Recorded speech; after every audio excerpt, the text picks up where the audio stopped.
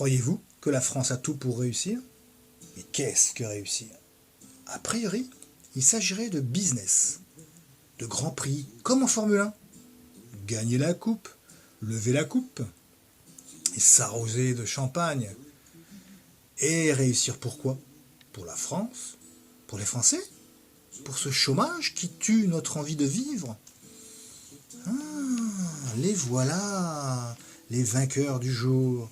Regardez-les, à gauche, Monsieur venteprivée.com. Il tient son trophée, le poing fermé, en avant, vers un public, vers nous, vers la France et peut-être le monde.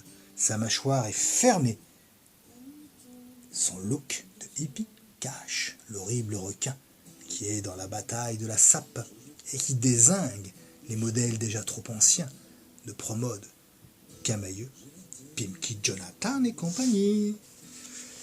À droite, il y a Monsieur Sigfox, en bras de chemise, plus détendu, smart.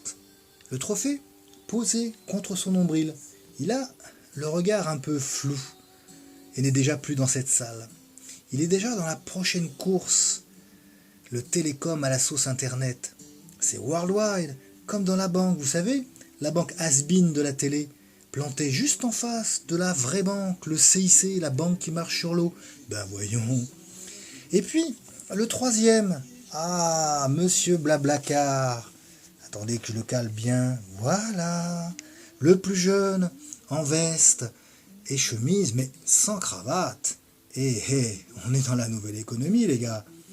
Alors, on est quand même un peu cool.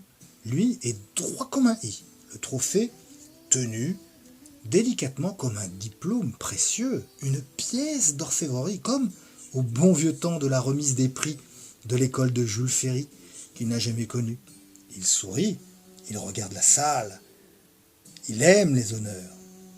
Il est moins humain, malheureusement. Son idée de génie, mettre en contact des milliers, puis des dizaines de milliers, et bientôt, il espère, des millions de personnes pour qu'elles partagent leur voiture.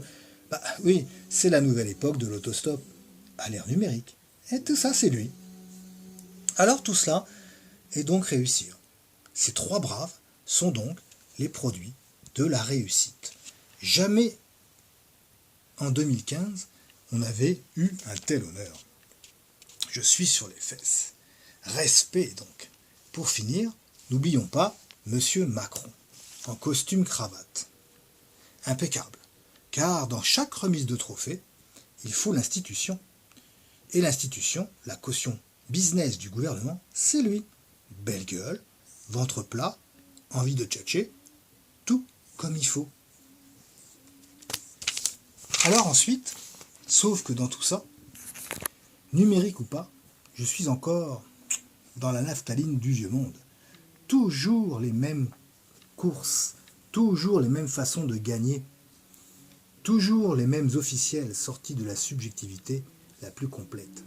Réussir, c'est d'abord cracher du fric, avec le moins de taxes possible. Alors pensez bien que la course du chômage, c'est pas vraiment leur problème. Et ce monde-là, ne devrait-il plus exister? Qu'en pensez-vous? On dirait quand même un peu l'école des fans. Vous savez, à l'époque de Jacques Martin, où tout le monde il est beau, tout le monde il est gentil, tout le monde il a gagné. Oh mais là, je suis en train de faire du Jean-Yann. La France, pour réussir, a besoin de vraies victoires. Pas de celles que l'on décide encore entre privilégiés ou manipulateurs. Pas de victoires arrangées, non. Les vraies victoires, celles qui ne se gagnent que rarement.